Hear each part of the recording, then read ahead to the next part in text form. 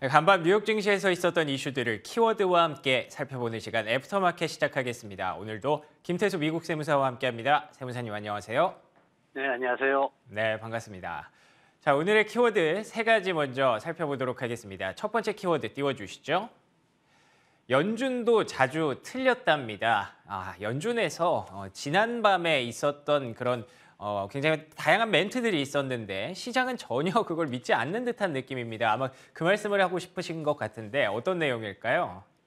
네, 파월 의장이 어제 시장에서 이제 여러 가지 얘기들을 했죠. 뭐 특별히 정책에 대해서 얘기를 하진 않았지만 그래도 기준금리를 인하하지는 않을 것이다. 이렇게 뉘앙스를 강하게 풍겼습니다. 그리고 연준 총재들 11명 중에 17명이 현재 5% 이상의 금리를 예측하고 있다. 이렇게 또 강조를 했는데 여기에다 이제 라팔 버스틱 애틀란타 총재가 나와가지고 5% 이상으로 금리를 올려야 된다. 그리고 오랫동안 그걸 유지를 해야 된다. 이렇게 또 강하게 얘기를 했죠. 그러면서 2024년까지 내년까지도 5% 이상을 유지를 해줘야 된다. 이렇게 또 얘기를 했습니다. 근데 이제 주식시장에서 투자자들은 기관들은 전반적으로 이 부분에 대해 가지고 조금 신뢰하지 않는 그런 모습을 보이고 있습니다. 지금 보면은 시장에서 나오는 얘기가 연준이 과거에도 예측이 틀렸다. 그러다 보니까 지금 연준이 각본 없는 드라마를 쓰고 있다. 뭐 이런 식의 얘기를 좀 하고 있습니다. 그러면서 연준이 아직까지 미국 경제에 대해서 제대로 정확하게 인지를 못하고 있다. 이렇게 지금 얘기를 하고 있는데 얘기를 하는 게 지금 2014년도에 제넷 옐린 같은 경우에도 그때 조금 늦어지면서 어떤 통화 정책에 대한 어떤 타이밍을 놓치면서 2015년도, 16년도 굉장히 어려운 국면이 있었거든요. 그리고 더 과거에 버냉키도 어쩌면 타이밍을 놓쳐가지고 전환하는 타이밍을 놓쳐가지고 침체가 심각하게 왔다. 이렇게 지금 주장을 하고 있는 겁니다. 그러면서 지금 랍스탱글러 인베스트먼트 쪽에서 이제 나온 얘기가 뭐냐면은 연준이 전환점에서 종종 틀렸다, 이제 이렇게 얘기를 하고 있습니다. 그래서 이미 우리가 인플레이션이 정점을 지나왔기 때문에 이런 부분들에 대해서 연준이 충분히 반영을 해야 된다. 그러면은 아마도 올해는 금리 인하가 시작될 수 있다. 이런 식의 뉘앙스를 좀 풍겼습니다. 그러면서 시장에서는 이런 어떤 기대감을 통해 가지고 전반적으로 매수세가 유입되는 모습을 보였습니다. 맞습니다. 연준 입장에서도 조금은 당황스러울 수 있을 것 같아요. 연준이 이런 얘기를 했음에도 시장은 전혀 동요하지 않는 그런 모습인데 결국에는 CPI 결과에 따라서 연준도 시장도 그 시장에 적응을 하게 되겠죠. 어떻게 보고 계십니까? 네, 지금 인플레이션 같은 경우에 계속 나오는 게 좀 들쭉날쭉해요. 근데 이제 이번 달 12월 달 데이터 나오면서 저점인 5.9 아래로 떨어질 것이다라는 기대치가 지금 상당히 높은 그런 상황입니다. 인플레이션 데이터 지금 예측하는 게 이제 11월 달 7.1에서 한 6.6%까지 떨어질 것이다. 뭐 이렇게 얘기를 하고 있고, 그리고 핵심 인플레이션 같은 경우에도 5.7%까지 낮아질 것이다. 이렇게 또 얘기를 하고 있습니다. 뭐 도이치뱅크라든가 제프리라든가 여러 기관들이 거의 비슷하게 지금 이번 주 들어서 계속 좀 줄어들고 있는, 낮아지고 있는 그런 모습인데, 다만 이번에는 오차 범위가 좀 있다라는 걸 아셔야 돼요. 왜냐하면 언론 쪽에서 나오는 얘기들은 지금 5.7%, 5.6% 이렇게 핵심 인플레이션을 맞추고 있는데, 이거 외에 또 다른 더 올라간다는 쪽으로 또 기관들도 있습니다. 그래서 월간 근원 CPI가 지금 0.3% 상승할 것으로 그렇게 예상이 되고 있기 때문에 이 데이터도 올라갈 수도 있다. 이렇게 전망하게 하고 있고, 이렇게 되면 시장이 급락할 수도 있다. 마이너스 3% 이상 급락할 수 있다. 이런 보고서들도 나오고 있습니다. 다만 이제 지난 밤에는 어쨌든 전체적인 분위기는 긍정적으로 해석되는 쪽이 많았습니다. 시장에서 이런 상황이다 보니까 긍정적이고 부정적인 어떤 의견들이, 시장 전망들이 극과 극으로 지금 갈라지고 있는 모습 보이고 있는데, 시장에서 지금 에드워드 야덴이라는 전략가 같은 경우에는 나오고 있는 얘기가 제로 금리 아니더라도 어느 정도 금리가 높은 수준이더라도 경제 회복이나 성장을 위해서 더 미국 경제에 유리할 수 있다. 그러니까 금리 인하되는 속도를 그렇게 뭐 많이 이렇게 볼 필요도 없다. 이렇게 지금 주장을 하는 사람도 있고요. 그리고 모건 스탠리 같은 경우에는 어떤 얘기를 하고 있냐면은 3,000포인트까지 급락할 수 있다. 왜 그러냐고 봤더니 4분기 실적이 기대 이하로 떨어질 거기 때문에 이제 4분기 어닝 시즌 다가오면은 결국은 3,000포인트까지도 떨어질 수 있다. 이런 극단적인 얘기도 하고 있습니다. 그래서 시장이 3,000포인트에서부터 4,300포인트까지 굉장히 그 편차 크게 이렇게 전망을 하고 있기 때문에 전문가들이 공통적으로 얘기를 하는 게 단기적으로 이렇게 매매 어떤 테마주라든가 이벤트성으로 들어오는 투자자분들은 짧게 현금을 수익을 이렇게 취하면서 가는 전략이 유효하지 절대 어떤 잠깐의 기대감으로 길게 끌고 가지 말라는 충고를 하고 있습니다. 알겠습니다. 이렇게 4일 연속 랠리를 달려도 뭔가 좀 걱정해야 되고 불안한 그런 상황 참 안타까운데요. CPI 결과에 따라서 우리가 그 결과에 또 적응을 하면 될 것 같다는 생각이 듭니다. 이어서 두 번째 키워드 확인해 보도록 하겠습니다. 자, 두 번째 키워드는 밈스탁이 왜 거기서 나와? 예, 이런 느낌인데요. 제가 준비한 자료입니다. 요즘 같은 고금리 국면에서 사실은 이해할 수 없고 어떻게 보면은 일어나서도 안 되는 그런 일들이 나타나고 있습니다. 아마 기억하실 겁니다. BBBY 그리고 GME 또 AMC까지 세 가지 차트를 함께 이렇게 묶어봤는데요. 뭐 펀더멘털 그런 것보다도 유동성 하나로만 유동성이 쫙 붙었을 때 이렇게 주가가 확 급등하는 그런 밈스탁들을 지난해 그리고 재작년 이렇게 많이 한 번씩 볼 수가 있었습니다. 사실 최근에 배드베스앤비욘드의 이슈가 많긴 합니다. 최하까지 몰렸다가 그래도 뭔가 조금씩 개선되는 그런 움직임을 보이고 있기 때문에 주가 반응이 나온다 정도는 이해할 수 있는데 그래도 보시다시피 숫자 57.25%는 조금은 당황스러운 그런 숫자가 나오고 있죠. 월가에서도 이거는 좀 넌센스다라는 표현을 하고 있던데요. 세무사님 시장이 또 너무 좀 앞서가는 건 아닐까 걱정이 됩니다. 어떻게 보십니까? 네, 민주식 투자가 사실 굉장히 어렵죠. 이게 한국 분들이 미국의 레딧이나 이런 사이트들 들어가서 커뮤니티에 직접 참여한다는 것도 사실 어려운 얘기고 어떤 커뮤니티가 시장에 영향을 미치는지도 알기도 사실 어렵습니다. 근데 이런 부분들에 대해서 우리가 추적할 수 있는 그런 이슈들은 있습니다. 뭐냐면 이제 민주식들도 이제 투자하는 트렌드가 좀 바뀌고 있는데 2020년도에는 이제 온라인상 레딧이나 이런 온라인상 커뮤니티에서 얼마나 관심을 받고 있는가, 얼마나 많은 사람들이 댓글을 올리고 있는가, 뭐 이런 것들이 주요 이슈였죠. 그러면서 수급이 몰리는 이런 상황이었고 작년 같은 경우에는 숏스퀴즈라는 단어가 유행을 했습니다. 공매도를 통해 가지고 그 포지션을 커버하면서 현물 매수가 따라오면은 급등하는 이런 모습을 보였는데 민주식들의 어떤 공매도 수량, 풋옵션 이런 것들로 좀 설명했죠. 근데 지금은 또 달라요. 지금 같은 경우에는 감마 스퀴즈라는 용어가 나오고 있습니다. 바로 콜옵션을 가지고 얘기를 하는 건데 말씀하셨듯이 기대감이 있다 보니까 콜옵션을 이제 매매를 하게 되는데 근데 콜을 이제 매도하는 쪽으로 매매하시는 분들이 있습니다. 그거를 이제 해지하기 위해서 현물을 매수하는 상황이 생기는데 최근에 이제 제가 그 콜옵션 배드베스비언드의 콜옵션 가격 동향을 하나 가져와 봤습니다. 콜옵션 가격이 600%, 700%까지도 뛰는 어제 이런 모습을 보였는데 이런 변동성이 굉장히 커지는 상황이 되고 있습니다. 그래서 배드베스비언드 같은 경우에는 지금 보면은 지난주에 가격이 뚝뚝 떨어졌죠. 그러면서 콜 가격이 급락하다 보니까 이게 다시 빠르게 회복이 돼줘야 되는데 회복이 이번 주 초에 안 됐어요. 그러다 보니까 시장에서는 현물을 매수하면서 포지션을 해지하는 이런 전략으로 가면서 이제 지난 밤에 현물 매수 물량이 급증하는 이런 모습을 보였습니다. 온라인상에서 일어나는 이런 어떤 트렌드 변화가 굉장히 빠르게 움직이고 있는 건데 근데 이제 수급에 의해서 움직이는 거기 때문에 수급은 반드시 우리가 그 흔적을 추적을 할 수가 있습니다. 그래서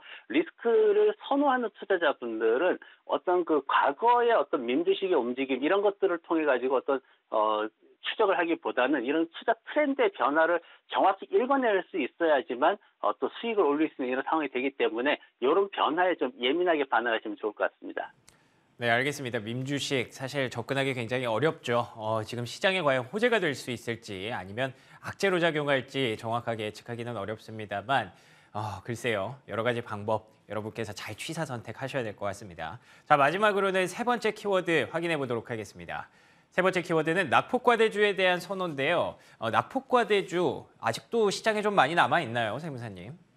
네, JP모건에서 설문조사를 했습니다. 어떤 메가캡 주식이 최고의 선택인가 이걸 이제 설문조사를 했는데 여기에 나온 게 바로 아마존하고 메타가 나왔습니다. 제가 비교표를 가져와 봤는데 S&P 500 지수보다도 이제 아마존이나 메타가 굉장히 많이 떨어져 있는 걸 볼 수가 있어요. 지수 13% 떨어지는데 46%, 60% 지금 떨어져 있는 그런 모습을 볼 수가 있는데 시장에서 투자자들이 낙폭 과대주에 대해서 기대감이 굉장히 빠르게 높아지고 있다는 것을 볼 수가 있습니다. 다만 이제 소비 증가, 경기 회복이라는 조건이 붙기 때문에 좀 앞으로 장기적인 어떤 그런 부분에 있어가지고 매매를 해야 된다라는 그런 제한 조건은 있습니다. 전체적으로 아마존 같은 경우에도 우리가 어제도 봤죠. 근데 지난밤에 목표 주가가 160달러에서 140달러로 낮춰지는 그런 보고서가 나왔습니다. 물론 의견은 그대로 등급은 유지를 했지만은 목표가는 낮아지는 그런 상황이죠. 하지만 그럼에도 불구하고 140달러는 앞으로 50% 이상 더 상승할 수 있는 그런 여력이 있다는 것에 대해 가지고 긍정적으로 평가가 됐고 여러 가지 이제 성장이 둔화됐던 지난해에 있었던 문제들이 조금씩 벗어나고 있다라는 얘기를 어제 드렸는데 이런 노력들이 진행되고 있다라는 게 또 긍정적으로 평가가 되고 있고요. 그러면서 이제 투자자들이 인플레이션 데이터를 이제 앞두고 있기 때문에 이런 어떤 소비 관련주들, 아마존이나 이런 소비 관련주들한테 좀 더 집중하는 모습이 있습니다. 왜냐하면 연준이 예상보다도 금리 인상을 좀 빨리 둔화시킬 수 있다. 이렇게 또 예상이 되기 때문에 어떤 인플레이션 데이터가 긍정적으로 나왔을 때 가장 먼저 수혜를 받을 수 있는 게 아마존과 같은 소비재들이다. 이렇게 지금 평가가 되고 있습니다. 그래서 장기 투자자분들은 JP모건에서 하는 얘기입니다. 장기 투자자분들은 지금이 매수하기 좋은 때다. 이렇게 평가를 하고 있기 때문에 그런 부분들 염두에 두시면 좋을 것 같습니다. 맞습니다. 간밤에 아마존이 테크주들 안에서도 가장 좀 돋보이는 상승률을 보였던 것은 플랫폼 측면이라기보다는 이제 소비에 대한 좀 기대감도 나타났던 것 같은데 소비 관련주가 전반적으로 좀 살아나고 있습니다. 네.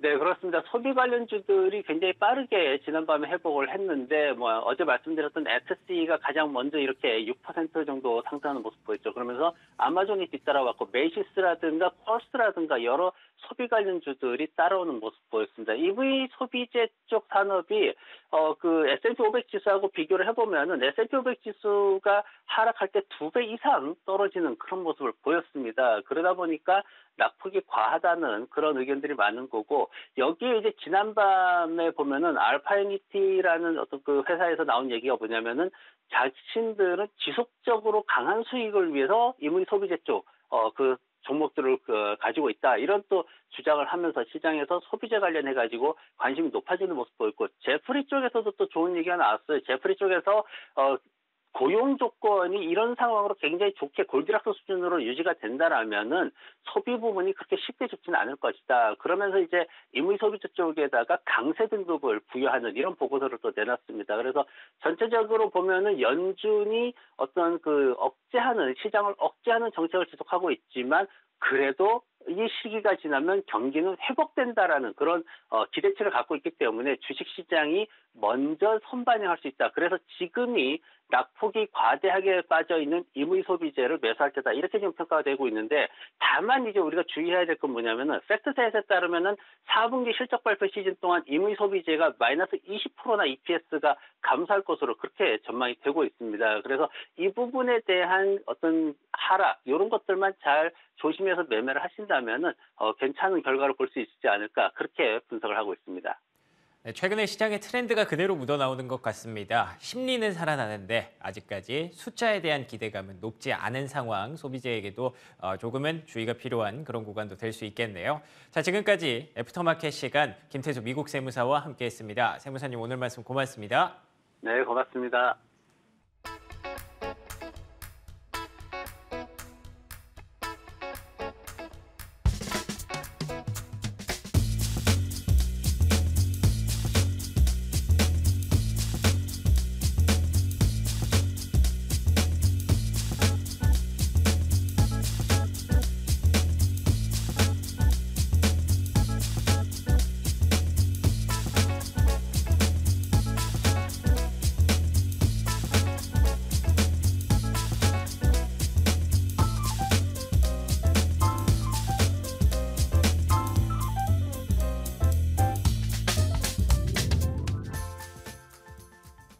현지 시간 1월 11일 수요일장 마감 상황 전해드리겠습니다.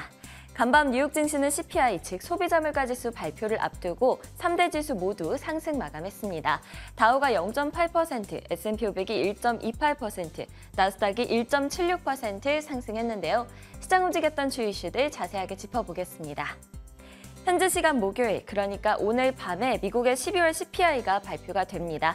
시장은 물가 상승세가 둔화됐을 것이라고 기대를 하면서 수요일장에서 상승세를 보였는데요. 전문가들은 12월 CPI가 전년 동월 대비 6.5% 오르면서 전달의 7.1%보다 크게 둔화했을 것으로 보고 있습니다. 근원 CPI도 마찬가지입니다. 전년 동월 대비해서 5.7% 오르면서 전달의 6% 상승보다 더 둔화할 것으로 보고 있는데요. 실제로도 시장이 기대하는 것만큼 인플레이션 둔화에 대한 목소리에 힘을 실어줄지 지켜봐야겠습니다. 이번에 섹터 종목별 흐름 확인해 보겠습니다. 대부분의 섹터가 상승했습니다. 부동산 섹터가 약 3% 상승하면서 상승률이 가장 높았고요. 그 뒤를 이미 소비재 섹터가 이었습니다. 시가총액 상위 종목들이죠. 애플, 마이크로소프트, 구글, 그리고 아마존, 테슬라까지 모두 큰 상승세를 보였습니다. 미국의 항공주들은 전산 오작동으로 항공편들의 운항에 차질이 발생하자 개장 전에는 일제히 하락세를 나타냈는데요. 이후 운항이 다시 재개가 되자 상승세로 돌아서는 모습이었습니다. 종목별 이슈들도 자세히 확인해 보도록 하겠습니다. 마이크로소프트 소식부터 보겠습니다. 마이크로소프트는 웨드부시에서 최선호주로 꼽자 약 3%가량 상승했습니다. 웨드부시의 댄 아이브스는 마이크로소프트에 대한 목표 주가를 $290로 제시를 하고 투자 의견은 시장 수익률 상회로 제시했습니다. 아주얼 비즈니스가 둔화가 됐지만 향후 몇 분기 동안 30%의 매출 성장 가이던스를 제시를 하게 된다면 주가 상승 달력이 강해질 것이라고 내다봤습니다. 테슬라 소식도 확인해 보도록 하겠습니다. 테슬라는 약 3.68% 상승해서 $123 선에서 거래를 마쳤습니다. 올해 텍사스 오스틴에 기가팩토리를 증설하기로 했다는 소식 때문이었는데요. 또 골드만삭스에서 테슬라를 올 한 해 탑픽 종목으로 꼽은 점도 주가 상승에 한몫을 했습니다. 에브비는 휴미라의 독점성 상실 우려에 약 1.5% 하락했습니다. JP모건 헬스케어 컨퍼런스에서 에브비의 CEO는 관절염 그리고 건선 치료제죠. 이 휴미라의 매출 감소를 예상한다고 밝혔는데요. 그동안 독점성을 지니면서 2020년까지는 매출 1위를 달성했던 에브비의 휴미라는 이제는 바이오시밀러와의 경쟁에 직면하게 됐습니다. 세일즈포스는 번스타인에서 투자 의견을 하향하자 약 1.7% 하락했습니다. 번스타인은 투자 의견을 시장 수익률 평균에서 시장 수익률 하회로 내려잡았고요. 목표 주가는 $134에서 $119로 하향했습니다. 세일즈포스가 성장 지옥에 빠져 있고 이에서 벗어나기는 쉽지 않을 것이라고 설명을 덧붙였습니다. 밈 주식들은 간밤에 급등세를 보였는데요. 대표적인 밈 주식이다라고 하면 많이들 떠올리시는 이 베드베스앤비욘드는 68.6% 상승했습니다. 오리지널 밈 주식으로 불리는 게임스탑도 역시 7% 상승하고 AMC 엔터테인먼트는 20.8% 급등했습니다. 다음은 국제유가 확인해 보도록 하겠습니다. 국제유가는 CPI 발표를 앞두고 세계 경제 낙관론에 대한 기대감에 상승했는데요. 현재는 약 3.27% 상승해서 $77.5 선에서 거래되고 있습니다. 금 가격도 역시 CPI 발표를 앞두고 소폭 상승했는데요.